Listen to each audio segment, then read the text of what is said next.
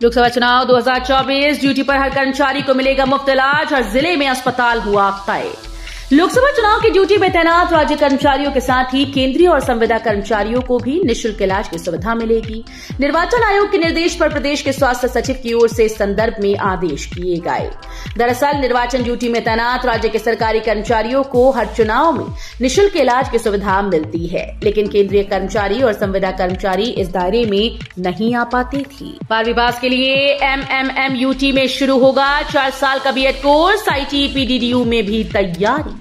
12वीं पास होने के बाद बीएड करने की चाह रखने वाले विद्यार्थियों के लिए अच्छी खबर है। अब बीएड करने के लिए स्नातक पास होना जरूरी नहीं होगा। 4 वर्षीय ये पाठ्यक्रम इंटीग्रेटेड टीचर एजुकेशन प्रोग्राम नाम से होगा। दीनदयाल उपाध्याय गोरखपुर विश्वविद्यालय और मदन मोहन मालवीय प्रौद्योगिकी विश्वविद्यालय इसके संचालन की तैयारियां कर रहे हैं। लखनऊ गोरखपुर रूट पर 130 की रफ्तार से दौड़ेंगी ट्रेन, कम समय में पूरा होगा सफर। लखनऊ से गोरखपुर के रूट पर चुनाव बाद ट्रेन की रफ्तार 100 से 110 से बढ़ाकर 130 किलोमीटर प्रति घंटा करने की तैयारी शुरू हो गई।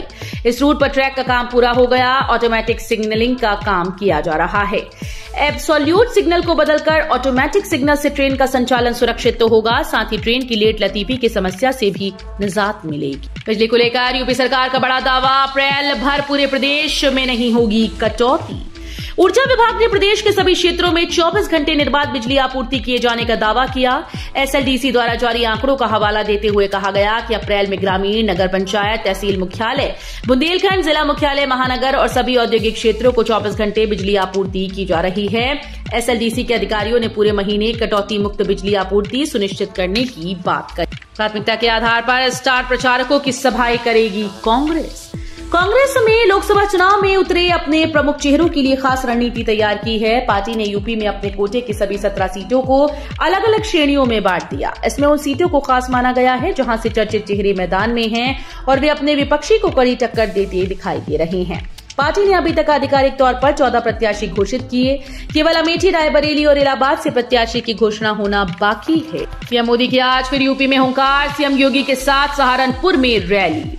प्रधानमंत्री नरेंद्र मोदी आज शनिवार को एक बार फिर से यूपी के दौरे पर होंगे। एक हफ्ते में पीएम मोदी का ये दूसरा यूपी दौरा होगा। इस दौरान पीएम मोदी सहारनपुर में एक चुनावी रैली को संबोधित करेंगे, जबकि गाजियाबाद लोकसभा निर्वाचन क्षेत्र के उम्मीदवार के समर्थन में रोड शो में भाग लेंगे। भाजपा के प्रदेश महामंत्री और विधान परिषद सदस्य गोविंद नारायण शुक्ल ने शुक्रवार को पीटीआई भाषा को बताया कि प्रधानमंत्री नरेंद्र मोदी आज शनिवार को सुबह 9:30 बजे सहारनपुर संसदीय क्षेत्र से भाजपा उम्मीदवार राघव लखनपाल और कैराना संसदीय क्षेत्र के उम्मीदवार प्रदीप चौधरी के समर्थन में आयोजित चुनावी रैली को संबोधित करेंगे। अब स्कूली बच्चे नहीं पढ़ेंगे बाबरी ढांचा गिराने की घटना, एनसीईआरटी ने बदला 12वीं का सिलेबस। देश के 12वीं क्लास के बच्चे अब राजनीति शास्त्र की किताबों में बाबरी ढांचे के विध्वंस को नहीं पढ़ेंगे।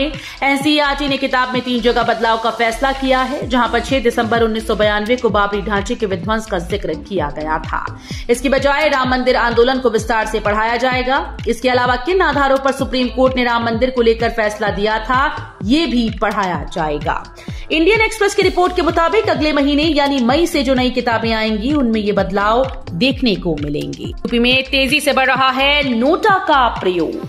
चुनाव के लिए ईवीएम में दर्ज उम्मीदवारों में से कोई भी पसंद नहीं का नाम है नोटा, अर्थात उपरोक्त में से कोई भी नहीं का बटन यूपी में अन्य राज्यों के मतदाताओं से कहीं अधिक दबाया जा रहा है। वर्ष 2014 के लोकसभा चुनाव में इसे पहली बार ईवीएम में शामिल किया गया और अन्य राज्यों की तरह यूपी में बड़ी संख्या में मतदाताओं ने इसका प्रयोग किया है। यूपी में दूसरे चरण की 8 सीटों के लिए 175 प्रत्याशियों ने दाखिल किया नामांकन। उत्तर प्रदेश के मुख्य निर्वाचन अधिकारी नवदीप रिणवा ने बताया कि लोकसभा सामान्य निर्वाचन 2024 के द्वितीय चरण में प्रदेश की 8 लोकसभा निर्वाचन क्षेत्रों के लिए प्रत्याशियों के नामांकन के लिए 28 मार्च 2024 को अधिसूचना जारी हुई थी। द्वितीय चरण के लिए कुल 175 प्रत्याशियों ने नामांकन दाखिल किया। 100% मतदान, राष्ट्रवाद की अलग जगाएंगे स्वयंसेवक, लोकसभा चुनाव में पर्दे के पीछे सक्रिय संघ। लोकसभा चुनाव में राष्ट्रीय स्वयंसेवक संघ के कार्यकर्ता 100% मतदान और राष्ट्रवाद की अलग जगाएंगे। चुनाव में जन जागरण अभियान को लेकर आरएसएस की बड़ी बैठक माधव ज्ञान केंद्र नैनी में हुई। प्रांत प्रचारक रमेश और क्षेत्र कार्यवाह वीरेंद्र का स्वयंसेवकों से मिलन परिचय होने के बाद चुनावी चर्चा हुई। कर्मकांड और ज्योतिष में बनाना है करियर तो CSJMU में कराएं दाखिला, पंजीकरण की प्रक्रिया शुरू। छत्रपति शाहू जी महाराज विश्वविद्यालय कैंपस में दाखिले की प्रक्रिया शुरू हो गई है। यूपी CBSE और CISCE की परीक्षाएं हो चुकी हैं। अब परिणाम का इंतजार है। वहीं CSJMU ने पंजीकरण प्रक्रिया शुरू कर दी है। विश्वविद्यालय में संचालित होने वाले ज्योतिष और कर्मकांड समेत 149 कोर्स में दाखिले के लिए छात्र विश्वविद्यालय की वेबसाइट पर जाकर पंजीकरण करा सकते हैं। गाजियाबाद से जेवर एयरपोर्ट तक सीधी कनेक्टिविटी, एक ही ट्रैक पर दौड़ेंगी रैपिड रेल और मेट्रो। ग्रेटर नोएडा NCRTC ने यमुना अथॉरिटी में रैपिड रेल की DPR सौंपी। गाजियाबाद से जेवर एयरपोर्ट तक चलेगी रैपिड रेल और मेट्रो, दोनों एक ही ट्रैक पर चलेंगी। NCRTC ये DPR यमुना अथॉरिटी को सौंप दिया। इसका प्रेजेंटेशन यमुना अथॉरिटी में किया गया। इसमें पूरे प्रोजेक्ट के बारे में कंप्लीट जानकारी दी गई। मुरादाबाद से अब इन शहरों तक भी जाएंगी इलेक्ट्रिक बसेस। नागरिकों को सुगम यातायात की व्यवस्था के साथ ही पर्यावरण संरक्षण को लेकर सरकार इलेक्ट्रिक व्हीकल के संचालन पर फोकस कर रही है। वहीं अब इलेक्ट्रिक बसेस को संभल और बिलारी रूट पर संचालन शुरू किया जाएगा। इसके लिए अधिकारियों ने तैयारियां शुरू कर दी हैं। मुरादाबाद से हर 30 मिनट में संभल के लिए बस उपलब्ध होगी। ये बसें कुंदरकी और बिलारी तक भी चलेंगी। यूपी के 17 लाख मदरसा छात्रों को बड़ी राहत। सुप्रीम कोर्ट ने हाईकोर्ट के आदेश पर लगाई रोक। सुप्रीम कोर्ट ने इलाहाबाद हाईकोर्ट के 22 मार्च को दिए आदेश पर रोक लगा दी। हाईकोर्ट ने अपने आदेश में UP board of Madrasa education act 2004 को असंवैधानिक बताया था। सुप्रीम कोर्ट ने कहा कि इलाहाबाद हाईकोर्ट के ये कहना कि मदरसा बोर्ड संविधान के धर्मनिरपेक्ष सिद्धांत का उल्लंघन करता है, ठीक नहीं है। BSc नर्सिंग, B.Pharma, PhD समेत कई कोर्स में 30 अप्रैल तक करें आवेदन।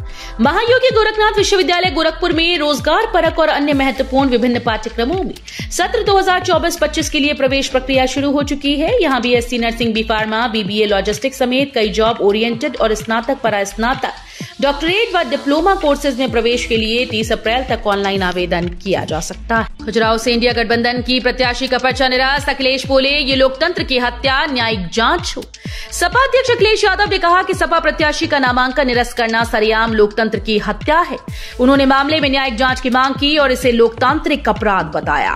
उन्होंने अपने सोशल मीडिया अकाउंट पर कहा कि खजुराहो सीट से इंडिया गठबंधन की सपा प्रत्याशी मीरा यादव का नामांकन निरस्त करना सरेआम लोकतंत्र की हत्या है। पीलीभीत में PM मोदी की सभा। पीलीभीत में 9 अप्रैल को शहर में प्रधानमंत्री नरेंद्र मोदी की चुनावी जनसभा प्रस्तावित है। प्रशासन की ओर से सुरक्षा के कड़े इंतजाम किए जा रहे हैं। सभा के समय कोई पतंग, गुब्बारा, ड्रोन के जरिए विरोध न जता दे, प्रशासन इसको लेकर सतर्क है। इसको लेकर जिलाधिकारी ने 7 से 9 अप्रैल तक जिले को नो फ्लाइंग जोन घोषित किया है। गर्मी के तेवर देख ताज में मदद के लिए तैनात की गई टीम पर्यटकों को देगी पानी और ORS। आगरा में भीषण गर्मी में दहकते पत्थरों के कारण ताजमहल में बेहोश होने वाले पर्यटकों की संख्या बढ़ रही है। इस पर भारतीय पुरातत्व सर्वेक्षण ने हेल्प टीम तैनात की है। इसके सदस्य पर्यटकों को ठंडा पानी और ORS उपलब्ध कराएंगे। जरूरत पर प्राथमिक चिकित्सा के लिए डिस्पेंसरी तक लेकर जाएंगे। पेंशन की तुलना में अधिक नहीं है निर्धारित भरण पोषण भत्ता, पुनरीक्षण याचिका खारिज।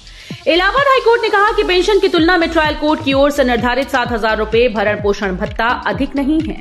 कोर्ट ने सुप्रीम कोर्ट के फैसले को संज्ञान में लिया, जिसमें पति की आय का 25% हिस्सा भरण पोषण देने का आदेश दिया गया था। ये फैसला न्यायमूर्ति सुरेंद्र सिंह प्रथम की कोर्ट ने सुनाया। मरी माता मंदिर रोड के चौड़ीकरण के 8 अप्रैल से तोड़े जाएंगे मकान दुकान, घोषणाएं शुरू की गई। मरी माता मंदिर रोड के चौड़ीकरण के दायरे में आने वाले निर्माणों पर 8 अप्रैल से बुलडोजर चलाने की तैयारी है। इसके लिए लोक निर्माण विभाग ने पुलिस आयुक्त को पत्र भेजकर पुलिस बल मुहैया कराने का अनुरोध भी कर दिया है और लोगों को जागरूक करने के लिए अनाउंसमेंट भी शुरू कर दिया गया। अमेठी की जनता ने 2 दलों पर लुटाया दिल। कांग्रेस व भाजपा के इर्द गिर्द घूम रही सियासत। कहते हैं कि लोकतंत्र में जनता ही जनार्दन होती है। जनता के मन को जो भाया उसको उसने सराखों पर बिठा लिया। कुछ ऐसा ही हाल अमेठी का है। वर्ष 1967 में वजूद में आई अमेठी की सियासत सिर्फ 2 दलों के बीच ही घूम रही है। यहाँ की आवाम ने अब तक सिर्फ 2 दलों पर ही अपना दिल लुटाया है। पहले कांग्रेस और अब भाजपा। 2 ही ऐसे दल हैं जिन्होंने अब तक अमेठी में चुनावी जीत का परचम लहराया। भक्तों के दान से बढ़ी काशी विश्वनाथ मंदिर की आय। रिकॉर्ड चढ़ावे ने भरा बाबा का खजाना। वित्तीय वर्ष 2023-24 में श्री काशी विश्वनाथ मंदिर न्यास की आय और व्यय दोनों में वृद्धि हुई। गत वर्ष की तुलना में 42.43% की वृद्धि के साथ न्यास की कुल आय 83.34 करोड़ रही। वायु प्रदूषण नियंत्रण में बनारस अव्वल। 366 में 306 दिन ग्रीन जोन। बनारस की हवा में पिछले 1 साल से काफी सुधार है। वर्ष भर के आंकड़ों पर अगर गौर करें तो बनारस की हवा पिछले साल से लगातार ग्रीन जोन में है। 366 दिनों में 306 दिन बनारस की हवा सबसे बेहतर रही। वहीं एयर क्वालिटी इंडेक्स का आंकड़ा 100 और 50 के नीचे रिकॉर्ड किया जा रहा है। 8 अप्रैल को लगेगा साल का पहला सूर्य ग्रहण, भारत में नहीं होगा दृश्य। वर्ष का पहला सूर्य ग्रहण 8 अप्रैल को लगेगा। लगभग 50 साल के बाद सबसे लंबी अवधि के सूर्य ग्रहण का भारत पर कोई प्रभाव नहीं पड़ेगा। भारत में दृश्य न होने के कारण न तो सूर्य ग्रहण का सूतक लगेगा और न ही ग्रहण का कोई विधि विधान मान्य होगा। 8 अप्रैल को रात्रि में सूर्य ग्रहण पूर्ण सूर्य ग्रहण होगा। मेरठ से टिकट कटने पर नाराज नहीं अतुल प्रधान, बोले सपा का सिपाही हूं, पार्टी में ही रहूंगा। मेरठ हापुड़ लोकसभा सीट पर सपा से टिकट कटने पर अतुल प्रधान को लेकर तरह तरह की चर्चाएं चल रही हैं। अब सपा विधायक अतुल प्रधान ने प्रेस वार्ता कर इस मामले में खुलकर अपनी बात जनता के सामने रखी। अतुल प्रधान ने कहा कि योगेश वर्मा से मेरे संबंध मधुर हैं, मैं समाजवादी पार्टी का सिपाही हूं और समाजवादी पार्टी में ही रहूंगा।